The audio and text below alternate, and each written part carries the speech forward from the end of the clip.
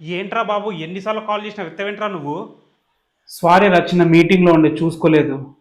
ఎందుకురా అంత టెన్షన్గా ఉన్నావు, ఏమైంది? మొన్న ప్లాట్ కొన్నా కదరా, అందులో నా నేమ్ తప్పు పడ్డదిరా. ఏం చేయాలో అర్థం కావట్లేదు. నా సేవింగ్స్ అంతా పోయినట్టే. ఇప్పుడు నా ప్లాట్ ఎవడు కొనడు. ఇది చిన్న ప్రాబ్లమేరా, టెన్షన్ పడకు. నా సేవింగ్స్ పోవడం చిన్న ప్రాబ్లమారా? నీకు రెక్టిఫికేషన్ డీడ్ గురించి తెలియదా? అంటే ఇప్పుడు నా సేవింగ్స్ సేఫే కదా?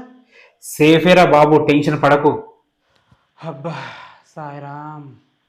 ఇలా డాక్యుమెంట్లో ఏమైనా రాంగ్ పడితే రెక్టిఫికేషన్ డీడ్ ద్వారా రిజిస్ట్రేషన్ ఆఫీస్లో కరెక్షన్ చేస్తారు. మరి ప్రాసెస్ ఎలా ఉంటుందో? ఏం లేదురా, సింపుల్. ఏ డాక్యుమెంట్ తప్పు రాంగ్ పడ్డదో ఆ డాక్యుమెంట్ తీసుకెళ్ళి రిజిస్ట్రేషన్ ఆఫీస్ చూపెట్టు. వాళ్ళు చూసి రెక్టిఫికేషన్ డీడ్ తయారు చేస్తారు. దానికి నువ్వు ఒక 1100 రూపీస్ చలాన్ పే చేయాలి. చలాన్ పే చేసి నువ్వు తర్వాత సెల్లర్ అమ్మిన వ్యక్తి ఇద్దరు వస్తే ఆ రెక్టిఫికేషన్ డీడ్ మీద సంతకాలు పెట్టించుకొని రెక్టిఫికేషన్ చేస్తారు, అంతే సింపుల్.